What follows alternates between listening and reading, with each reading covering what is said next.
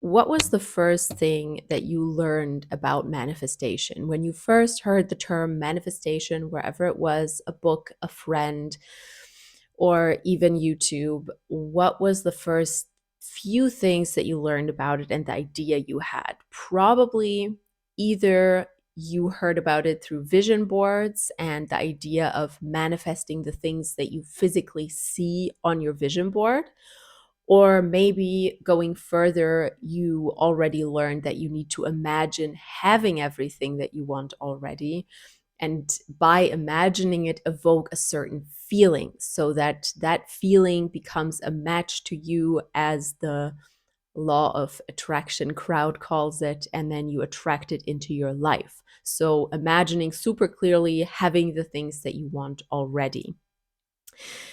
If you got into it through more of a witchcraft context, it might have differed slightly. It might have been a little bit more occult, a little bit more related to spellcraft.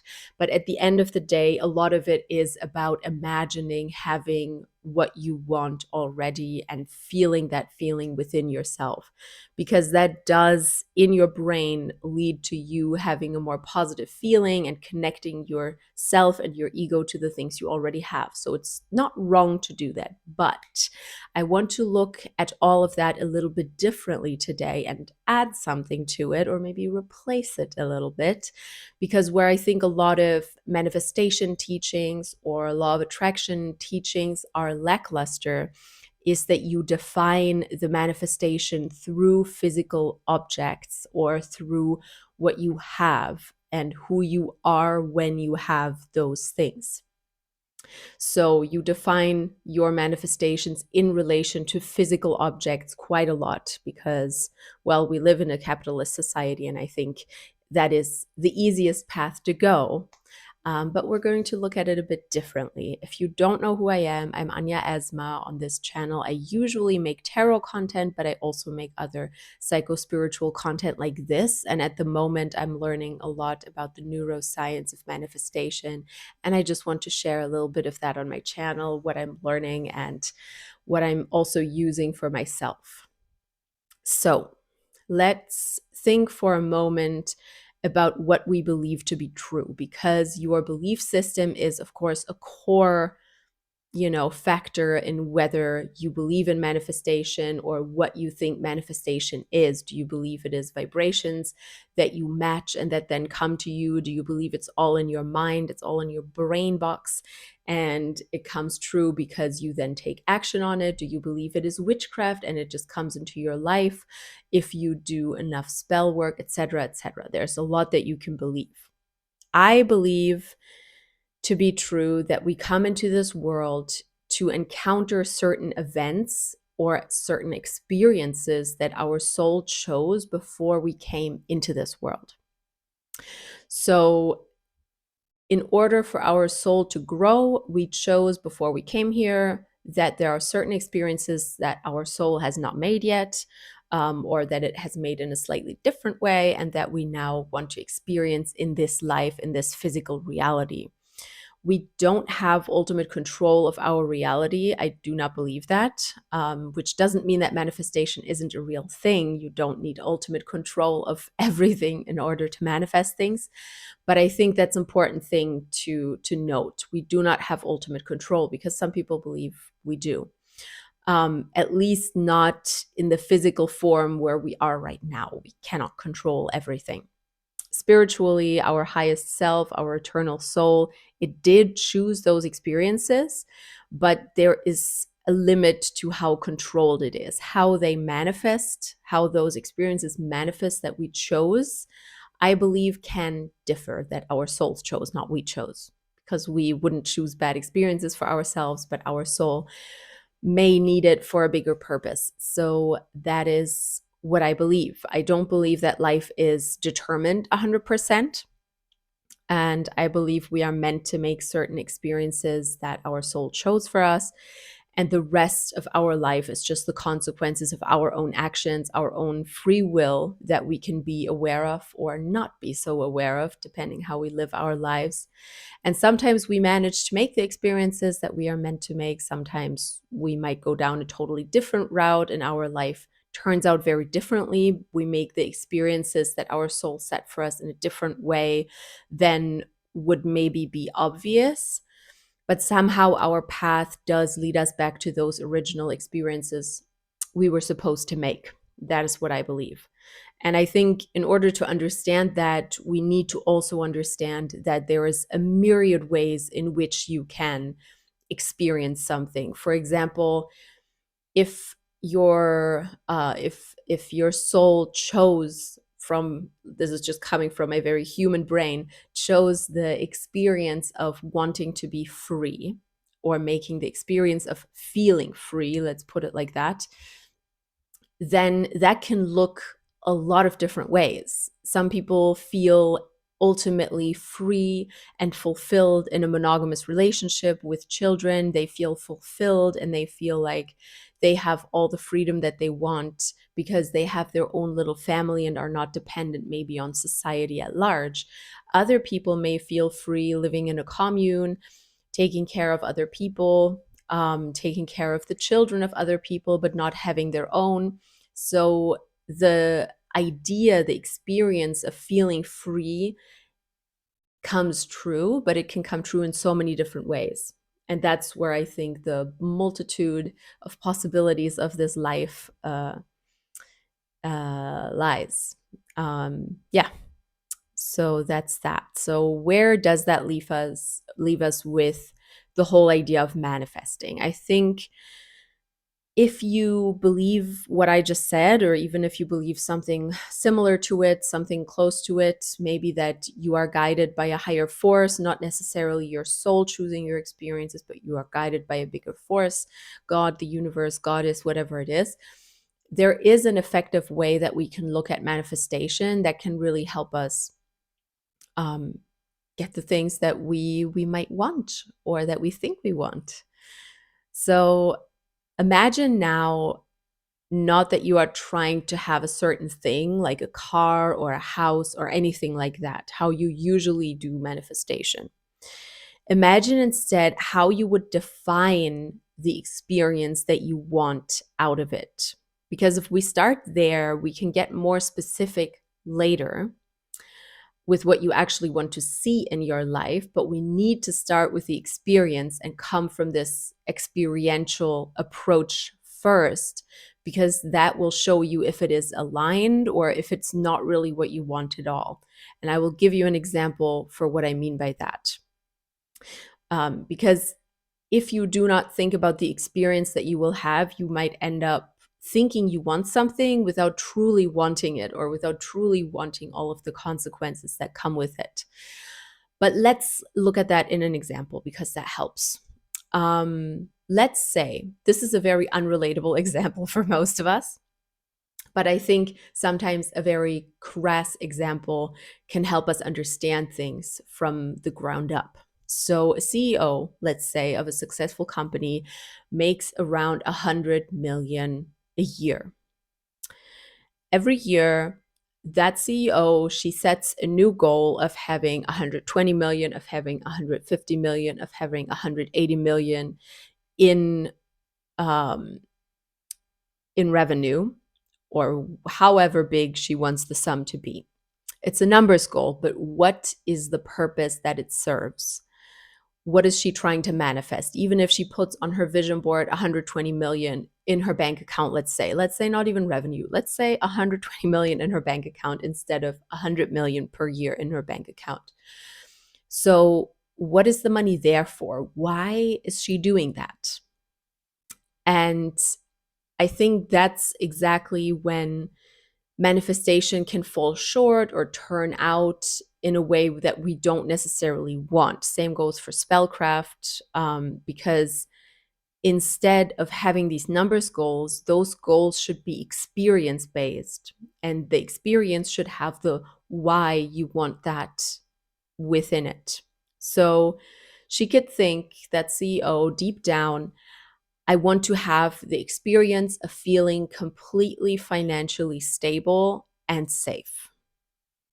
That could be the goal. That could be the goal experience. I want to be completely financially stable and feel safe. How much money does that actually require, though? Once she sets that experience-based goal, she may realize, wait, I already have that. Having 100 million in your bank account, that is very financially stable and very safe. But maybe she's not feeling it yet, but it's there. And, she might think, yeah, that was my goal back when I started, back when I had, I don't know, $300 in my bank account, 300 euro in my bank account. That was my goal, to feel financially safe and stable. But I have 100 million now, so maybe I should adjust that experiential goal that I have. And that is where most people stop short. They don't adjust their goals and they aren't really real with themselves, whether they have maybe already made an experience. Because the experience of feeling financially stable, she has all the resources to have that experience, but it might have not computed in her brain. And I think we are the same. When we set our own goals, sometimes we forget what we already have. We forget that we have already made certain experiences and already felt certain things, which doesn't mean we can't experience it again, but we should first appreciate that maybe we are experiencing it already. Yeah. So you can't just keep acting from the same goal. So what else could she then say? What else? What other experience could she set herself as a goal? Maybe something like, I want to experience the act of doing good in the world, of doing charitable things with my money as my money grows. If that is her goal and her manifestation, one could say, if you follow the same belief system that I do, that she will have more luck with her manifestation and with her goals and with her abundance, because she has an experience in mind that she hasn't yet done and that she can actually do right now. Because with 100 million in her bank account, she can already do a lot of good. But the experience was lacking in her life before. It would be a new experience for her to do charitable things rather than hoard her own wealth. Now, how does that apply to us who probably don't have millions in assets or millions in our bank accounts? Let's look at that next with another example. But first, let's take a little hydration break. Drink whatever you have: tea, coffee, water, preferably water or tea. Also, don't forget to like this video. It does help me. Don't forget to subscribe if you like the way I speak, if you're not subscribed yet, or share this video if you're subscribed already with someone who needs to see it. All right. So let us go into another example. Let's imagine you want a house. Instead of focusing so much on, I want that house, I need a picture of it, I want to see what it's like. You can do that. I'm not saying that's wrong, but instead, also think of focusing on the experience that you want. Why do you want a house? What is the life experience that you want to make or that you hope to make when you have a house all of your own? So maybe if you go deep, you notice that the motivation is, I want to have a house because I was told that's what I should have by society, or I always saw other families have houses and I figure I want a house too. And that's not very worthwhile. Let's say that's not a very worthwhile experience or reason to want that. That's not really an experience you want to have. It's just something that you think you have to do. So the way I would reformulate that in my mind is, as a first step, let's say I want to have a large home in which I feel safe. I want to make the experience of having a large home where I feel safe. It does sound better. It might be worthwhile, though, to also think about whether you've made that experience already and whether it's, necessary in a way, whether that is really your deep down motivation. For example, if you grew up in a beautiful home and you already felt the same way, you already felt safe, maybe you need to expand that experience, because maybe this experience of, I want to have a large home where I feel safe, is something you've done already as a child. if you had the luck of having a very intact and wealthy family. So always check whether you've made an experience already, and whether, in order to go a bit further, take it a step further and make the manifestation more meaningful, you want to add to that idea in the end.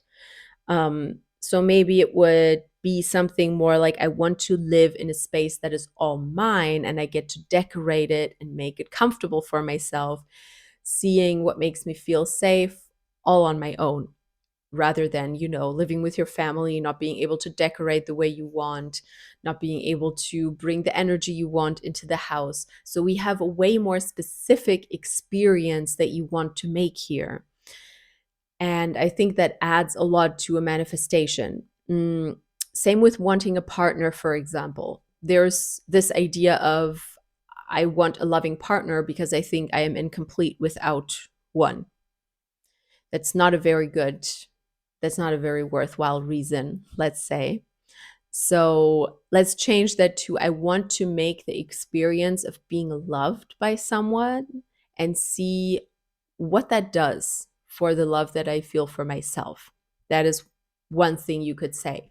Because maybe if you struggle with self love, a partner can actually help with that, because you see yourself through your partner's eyes and through the love that they have for you. So you might end up having more love for yourself in the end.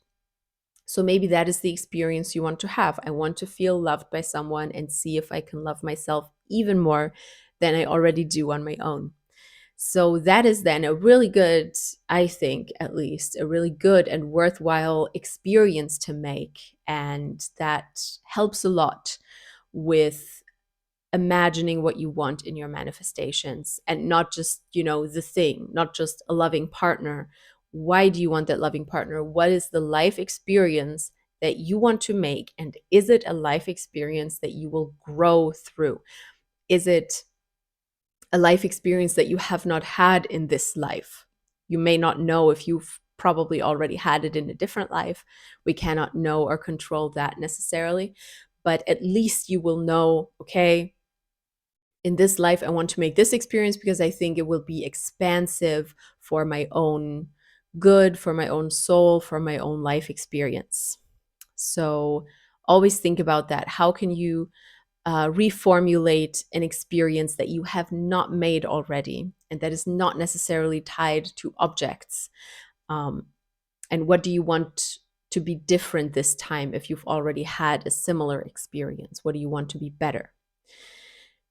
Yes, that is my little thought starter. What do you think of that? How does it make sense to you? Do you feel it? Does it make sense for your manifestations? And what are you working on right now? What are the manifestations that you want to make real? And can you formulate them as experiences rather than just I want to have, without a clear why?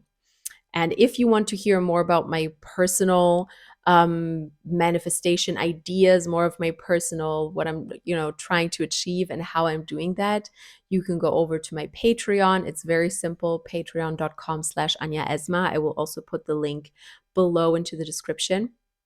And you can see how I apply that logic to my private projects, to my private life.